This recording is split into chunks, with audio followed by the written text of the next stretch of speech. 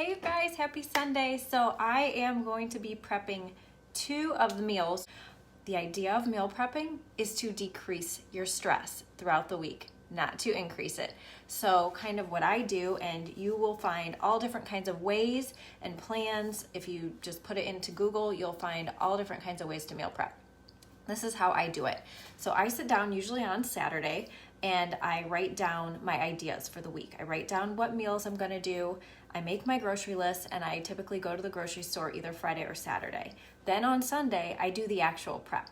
So I've gotten it down to about 1 to 2 hours depending on the meals, and that sets me up for a whole week where I don't have to think about it. Everything's already planned, already mostly done, if not all the way done. And then when it comes to that day, usually I'll just have to add in a quick side. So the bulk of the meal is already prepped, planned, ready to go. So today I'm going to be doing quinoa chicken salad in a mason jar, and then we'll be doing the sweet potato egg cups. So for the past hour, I've kind of done a lot of the prep work, like the washing and chopping of the vegetables.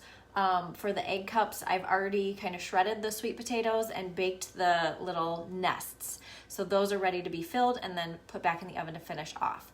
So that all has taken me roughly 45 minutes to an hour. And now I'll just kind of be assembling, showing you guys how I put it all together and kind of finishing everything off. So in total, this is roughly, including cooking time, this will probably take me like 2 hours. So hour of prepping / cooking, and then kind of another hour to finish everything off, put it all together. So first, let's do the quinoa chicken salad in a mason jar. I just picked these up from Kroger yesterday, actually. I got a bunch of 12 of them. So these are quart mason jars, very easy to transport, easy to grab and go for lunch. So I'm going to make 2. I cut the recipe in half. You'll notice that the recipe that I gave you is for 4 servings. I'm going to do it for 2 servings. And I'm going to use 1 for work lunch tomorrow, and then I'll take 1 to my mom's on Tuesday. So 2 quart mason jars. First thing we're going to do is make the dressing, and that will go in the bottom. So we're going to put that in first in your mason jar. And that is going to be, we have balsamic vinegar. So usually you'll have an acid and an oil. This one is going to be balsamic vinegar, lemon juice, olive oil, Dijon mustard, and a little bit of honey to sweeten it up, and then some salt and pepper. So we're going to start with our acid. So 1.5 tablespoons of balsamic vinegar. And this is a dressing. It doesn't have to be exact. We're not baking here. 1 teaspoon of lemon juice. I squeezed this fresh. This is basically 1 tablespoon, sorry.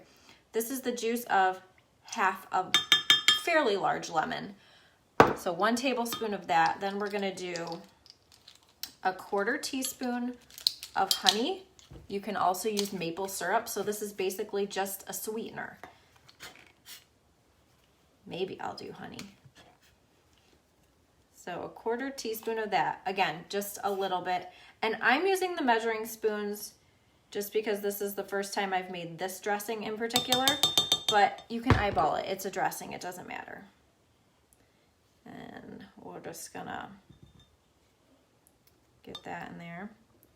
And then 1/2 teaspoon of Dijon mustard.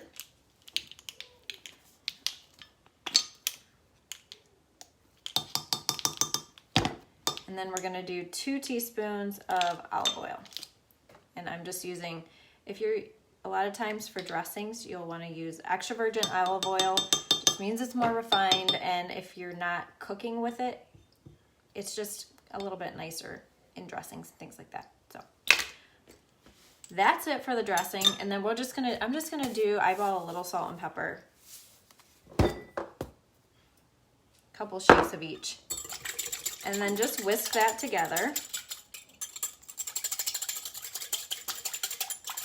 So that's kind of what that looks like. Just a nice little vinaigrette, balsamic vinaigrette. And then we're just gonna put that in the bottom of our mason jars. So again, eyeballing it, half goes in each.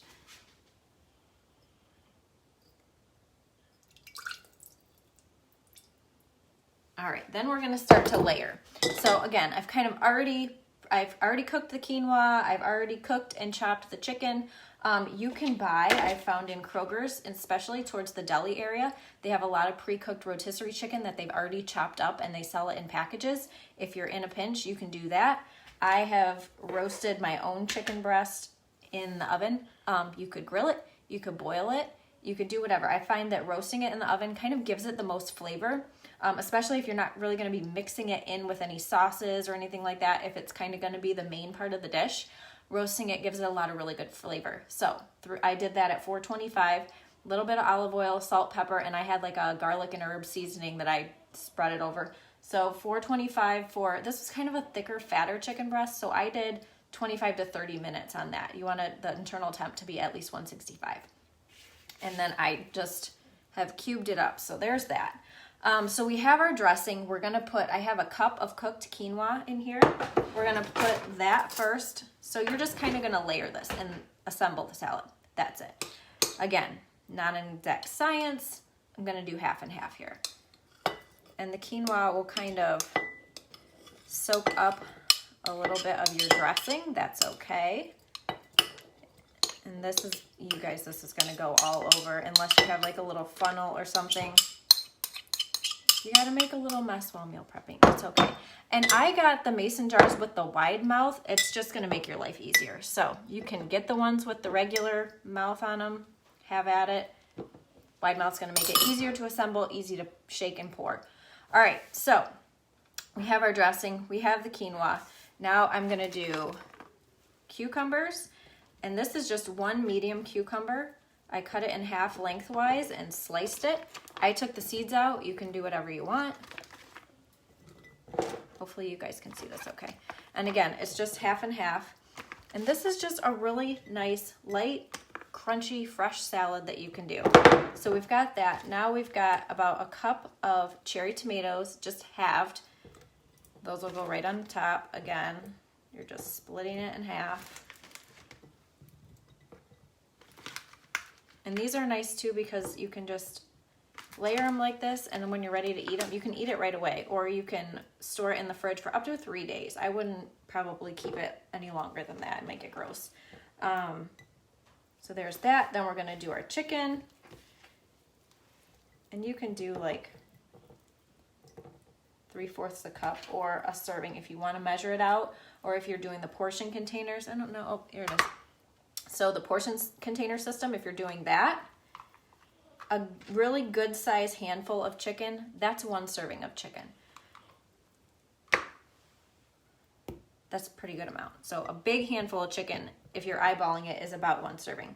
So we have those in there, and then we're gonna top it off with feta cheese. You can use any cheese you like. I would probably pick like a harder cheese, especially if you're gonna be leaving it in the fridge for a couple days. And you guys, that's it. So again, you can cover it up and shake it and serve immediately, or you can pop it in the fridge, keep it for a few days, and eat it for lunch. Like, look how nice those look. And again, super easy to grab and go, super portable. Like I said, I'm gonna eat mine tomorrow for lunch and the next day at my mom's. So that's one meal done, and it's been what? I don't have a clock, but it's been like what, 10 minutes, not even? 2 lunches ready to go, bam. A breakfast option, because breakfast, I know for me, and I know for a lot of other people, that can be kind of a stressful time. You know, you're trying to get yourself ready. If you have kids, you're trying to get your kids ready. You're trying to get your husband ready and out the door, and maybe you need to make his lunch or breakfast. So anything that I can make in advance and grab and go just makes my life easier. It decreases the stress for everybody involved. And you're still making sure you're staying on track and getting nutrition. So these are the sweet potato egg cups. It makes 12, so that's 6 servings, because you can have two at a time. Now I have already shredded up, this is 3 sweet potatoes. Actually, you could probably get away with 2 medium sweet potatoes. Shredded, and then mix them with a couple teaspoons of olive oil, salt and pepper, mix it up, put them and make these little nests in a muffin tin. Make sure you spray it really well first, and then pop it in the oven 375 for about 14 to 16 minutes. Just crisp them up, because nobody likes soggy taters. And then this is just a dozen eggs. And I'm gonna add a little bit of shredded cheddar. I'm gonna add some salt and pepper. I personally like broccoli in my egg muffins. I know if you guys have been watching me for a while, you might have seen my broccoli quinoa egg muffins. This is really similar, just a little bit different. You can put anything you want in these. You can put veggies, you can put meat, ham, sausage, bacon, any type of cheese you want. You can do broccoli, you can do bell peppers, you can do whatever you want. This recipe called for sauteed onions and broccoli. I don't really like chunks of onions in mine, so I left that out. I'm gonna do some onion powder, and I just steamed it in the microwave. So again, a little bit quicker, a little less mess. And that's about a cup of broccoli. Put that in there. And again, I'm gonna do a little bit of onion powder, a little bit of garlic powder. Again, we're not baking, I'm just eyeballing it. Mix this all together. And just make sure it's all mixed up, it's all incorporated.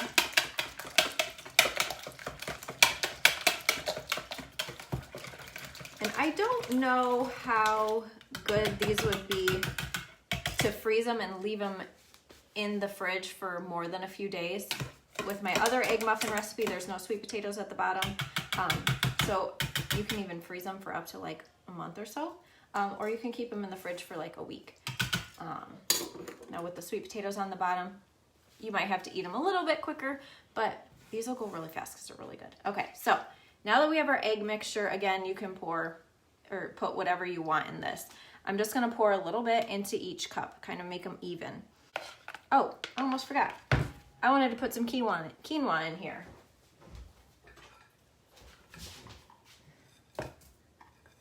So I'm just gonna add maybe like a third or a fourth cup, maybe even a half a cup of quinoa. It's cooled down a little bit, so you don't really want it to scramble your eggs before you cook them. And it just adds a little bit more fiber into your eggs. It kind of makes them a little bit more filling. You can do that, you don't have to, but I like to. So I'm just gonna spoon a little bit into each of these little nests that I've already made. And then you're gonna pop them back in the oven at 375 for 15 to 18 minutes, or until they're set, till the eggs are set. And you guys know what that looks like. You've made scrambled eggs before. And the only other thing I'm gonna do after this is just top them with a little bit more cheese. And if you like yours a little bit more crispy on the top, you can, at the end, you can crank it on broil for about maybe not more than a minute. You guys got to keep an eye on that if you do them, otherwise you'll burn the crap out of them and you'll be really sad and hungry. So don't do that. All right, finish these off. Got a little bit more here.